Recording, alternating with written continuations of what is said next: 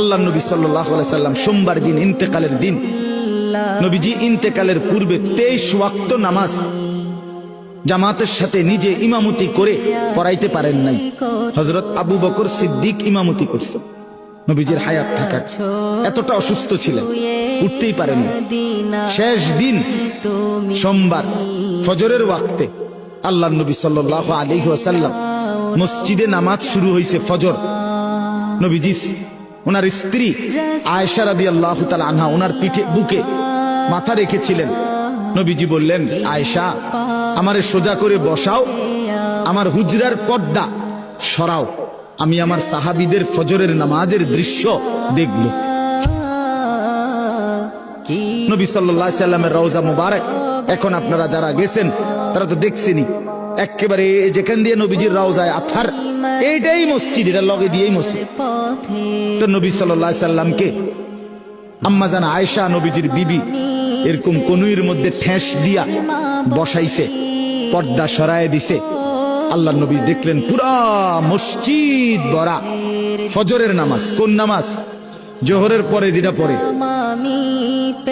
ভোরে। কোন সময়? ভোরে। এই ফজরের নামাজের ওয়াক্তে আল্লাহ নবী সাল্লাল্লাহু আলাইহি সাল্লাম দেখলেন পুরা মসজিদ ভরা মুসল্লি আবু বকর সিদ্দিকের নেতৃত্বে নামাজ পড়ছে। সবাইকে ভরপুর দেখে খোদার কসম কিতাবে লিখছে নবী সাল্লাল্লাহু আলাইহি সাল্লাম চোখের পানি ফেলে দিছে, কানতে কানতে বলছে, আয়েশা আমার 23 বছরের মেহনত সার্থক। আয়েশা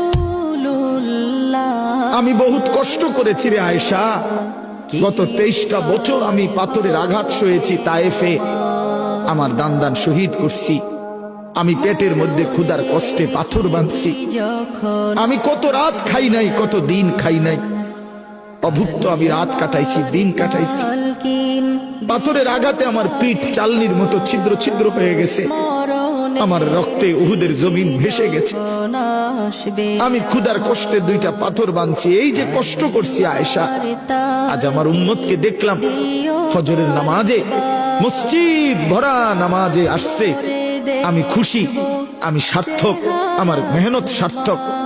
এরপরে নবীজি সাল্লাল্লাহু আলাইহি সাল্লাম 2 হাত আসমানের দিকে তুলে খোদার কসম মাফ, নবীজি ওই সময় আল্লাহকে বলছে, আল্লাহুম্মা রফিকাল আলা, মাওলা এবার আমি আপনি বন্ধুর কাছে যেতে চাই। সেদিন সোমবার জোহরের আগে জাওয়ালের সময়, মানে সূর্য পশ্চিম দিকে যখন হেলতেছে, এই সময় জোহরের আগে আল্লাহর নবী সাল্লাল্লাহু আলাইহি ওয়াসাল্লাম ইন্তেকাল করছে। তাহলে নবী